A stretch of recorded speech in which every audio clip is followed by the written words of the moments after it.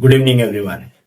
तो आप लोग इंग्लिश बोलना चाहते हैं, आप समझ नहीं पा रहे कि कहाँ से शुरू करें और किस तरीके से हम इस लैंग्वेज को ग्रैब कर सकते हैं। तो समझिए, सबसे पहले आपको उन चीजों को सीखना पड़ेगा जो आप चाहते हैं कि जब इंग्लिश बोले तो ये मुझे मदद करे। जैसे सबसे पहला है टेंस। जी हाँ, ये टेंस हमेशा आपको मदद करेगा। किस वक्त? जब आप सब्जेक्ट रिलेटेड सेंटेंसेस बनाओगे तब आपको ये बहुत ज्यादा मदद करेगा। कुछ एग्जाम्पल्स के द्वारा समझते हैं। जैसा कि मैंने बोला, ये टेंस बहुत मदद करेगा। कैसे? चलिए कुछ सेंटेंसेस समझते हैं। जैसे सर क्लास ले रहे हैं, that means sir is taking the class. Sir is taking the class, यहाँ पे समझिए सर जो है वो सब्जेक्ट है। तो ये जो सब्जेक्ट रिलेटेड सेंटेंसेस ये किस पे आधारित है? ये टेंस पे आधारित है। मतलब जब भी सब्जेक्ट रहेगा सेंटेंस में तो हम टेंस के द्वारा बनाएंगे। और ये भी समझना पड़ेगा टाइम के बारे में कि सर क्लास ले रहे हैं, ये प्रेजेंट कंटिन्यूअस टेंस है, राइट? इसका मतलब अगर मुझे टेंस पता है तो मैं समय को समझकर या समय के सही उपयोग से सेंटेंसेस को आसानी से बना सकते हैं, राइट? इसके बाद नंबर 2 में आपको सीखना पड़ेगा पैसिव वॉइस।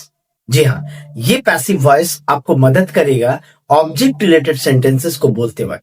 जी हाँ, जैसे क्लास लिया जा रहा है, दैट मीन्स देखिए यहाँ पे जो क्लास है वो ऑब्जेक्ट है, क्लास को लिया जा रहा है। तो हमने पैसिव वॉइस से कैसे बनाएंगे इसे? Like the class is being taken, class को लिया जा रहा है, the class is being taken, right? तो ये क्लास जो है ये ऑब्जेक्ट है और ये ऑब्जेक्ट होने के कारण हमने इसे पैसिव वॉइस से बनाया, क्योंकि क्लास खुद को ले नहीं सकता, राइट? उसे किसी के द्वारा लिया जा रहा है।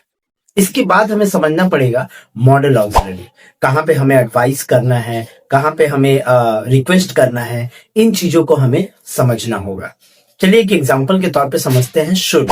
शुड का मतलब होता है चाहिए। अगर हम कोई भी चाहिए रिलेटेड सेंटेंसेस बोलते हैं तो वहां पे हमें शुड का इस्तेमाल करना चाहिए। जैसे मुझे क्लास लेना चाहिए, I should take the class, I should take the class, right?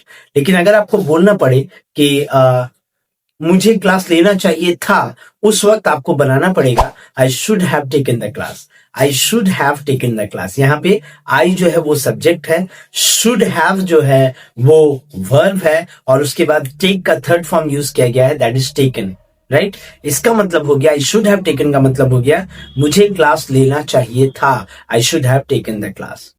और एक चीज आपको सीखना पड़ेगा, दैट इज कोरिलेटिव। जी हाँ, यहाँ पे हम कोरिलेटिव इसलिए सीखेंगे ताकि हमें अचानक से अगर कोई काल्पनिक वाक्य बोलना पड़े तो हम आसानी से बोल सके। जैसे अगर मैं राजा होता तो गरीबों की मदद करता, if I were a king I would help the poor. यहाँ पे जो कॉम्बिनेशन आपको नजर आ रहा है that is were and would का, राइट? वेयर एंड वुड, इसका मतलब है this is the only exception where we use were with subject, right? It could be any subject, right?